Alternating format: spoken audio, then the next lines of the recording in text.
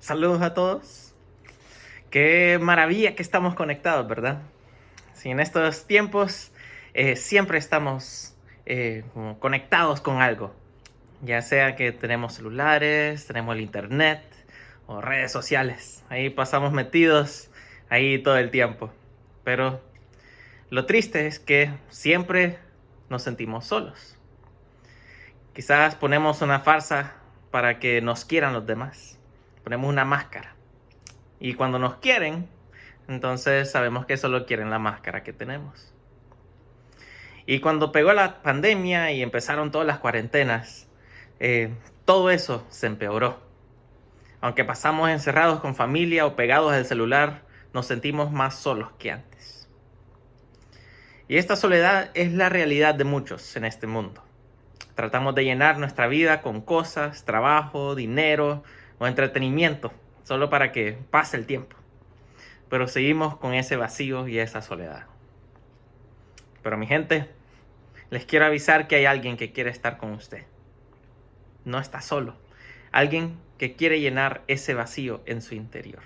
Y esa persona es Jesús. Jesús vino porque quiere estar con usted. Si en este día me gustaría demostrarle 3 razones por las que Jesús vino. Primero, porque somos suyos. Luego, porque Él quería compartir nuestro dolor. Y también para salvarnos de una eternidad de soledad y de muerte. Primero, Jesús vino porque somos suyos. Hay un libro en la Biblia que fue escrita por uno de los discípulos de Jesús, que se llamaba Juan. Y este libro habla mucho acerca de quién era Jesús. Y usted quizás ha escuchado acerca de este Jesús, ya sea por un familiar evangélico, católico, o quizás por alguna celebración de la Semana Santa o Navidad. O quizás escuchó que era un hombre místico, o un hombre moral, o un profeta imaginario. Sin embargo, les animo a chequear este libro de Juan para ver qué dice acerca de quién es Jesús. Entonces, en este día nos vamos a enfocar en un pasaje de Juan 1:14. Y dice: Entonces la palabra se hizo hombre y vino a vivir entre nosotros. Es una oración, pero lleva mucho dentro de él. Primero, en ese pasaje menciona la palabra. Esta palabra, que en algunas traducciones de la Biblia dice que es el verbo, es otro nombre de Jesús. Sí, esta frase viene siendo parte de un himno en el libro de Juan, que trata de quién es Jesús, de la palabra, y esto apunta a la creación y el principio de todo. Al principio de este capítulo, en Juan 1, dice: en el principio la palabra ya existía, la palabra estaba con Dios y la palabra era Dios. El que es la palabra existía en el principio con Dios. Y Dios creó todas las cosas por medio de él, y nada fue creado sin él. La palabra le dio vida a todo lo creado, y su vida trajo luz a todos. La luz brilla en la oscuridad, y la oscuridad jamás podrá apagarla. Si ahí, tomando ese concepto de que Jesús es la palabra, vemos que Jesús no era cualquier persona. Jesús no era un fulano que vivía en el Medio Oriente, que terminó dando unas buenas prédicas o dando buenas morales. No, Jesús era Dios. Y también menciona de que fue a través de la palabra que Dios creó al mundo. Sí, ya sea que si Dios usó la evolución o creó todo de un solo, lo que sí sabemos es que Dios fue el quien creó todo. Y fue Dios quien nos hizo a nosotros los humanos. Al principio de la Biblia, allí empieza a hablar de la creación de la humanidad. Dice que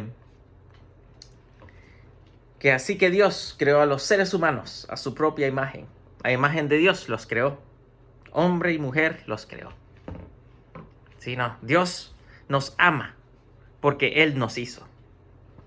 Él nos formó a su imagen y a semejanza. Si es como un ejemplo imperfecto en nuestra vida cotidiana, es como si usted construye una maqueta o pinta una obra de arte.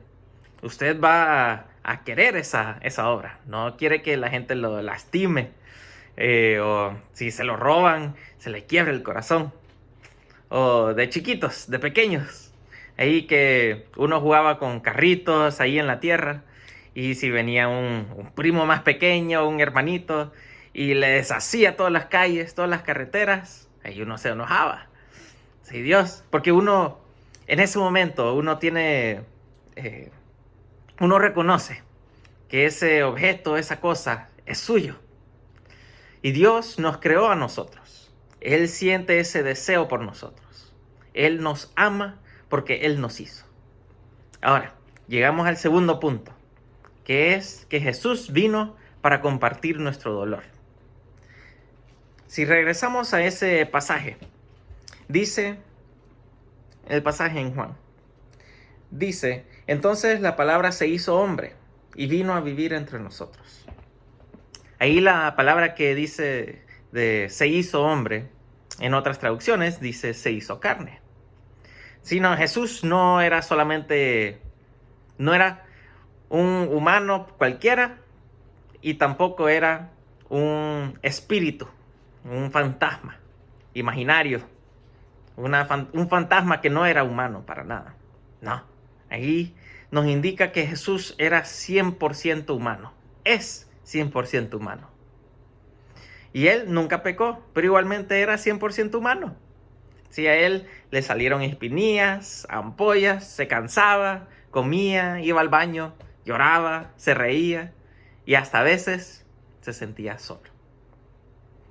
Sino Él, Jesús, al hacerse humano, Él comparte nuestras luchas.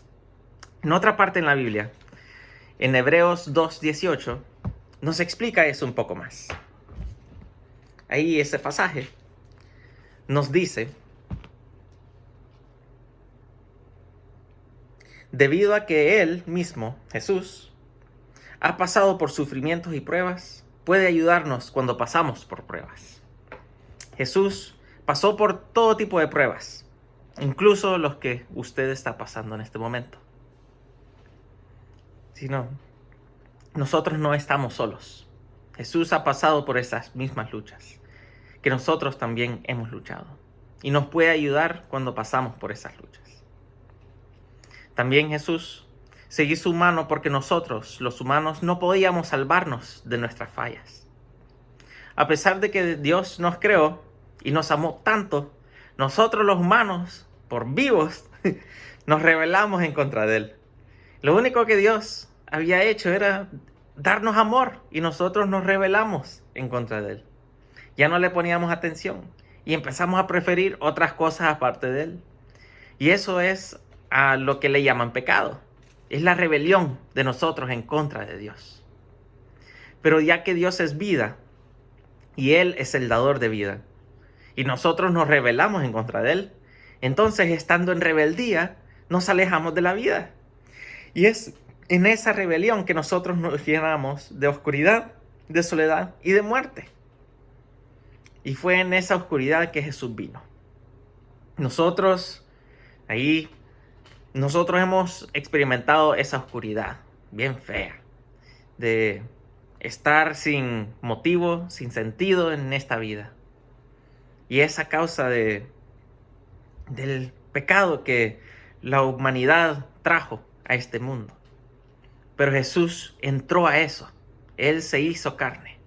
Él entró, se hizo humano para vivir con nosotros, para estar con nosotros. Él vino para estar con usted y para compartir su dolor. Pero no solo vino para eso. Solamente para eso no vino.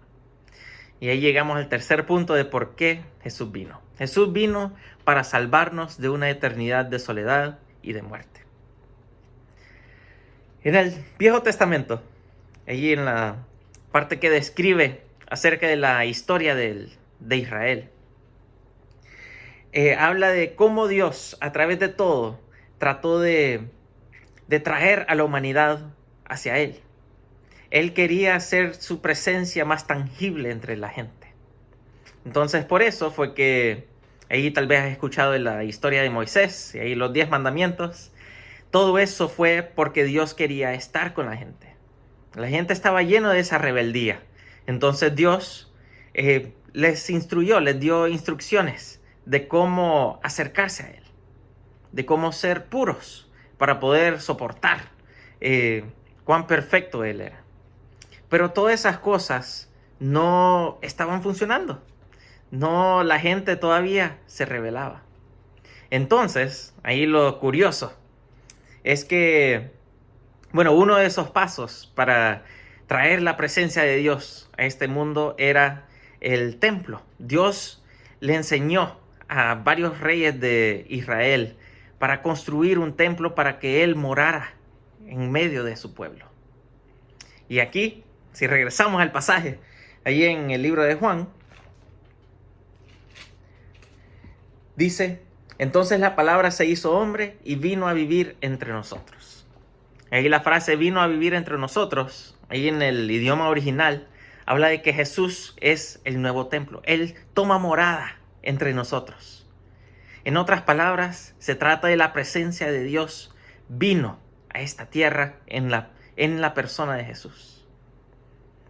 Si Jesús vino y pagó el precio que nos tocaba a nosotros, nuestra rebeldía en contra del dador de vida produjo muerte en nosotros. Por eso cuando Jesús vino, Él vino para librarnos de la muerte y para traernos de vuelta a Él mismo.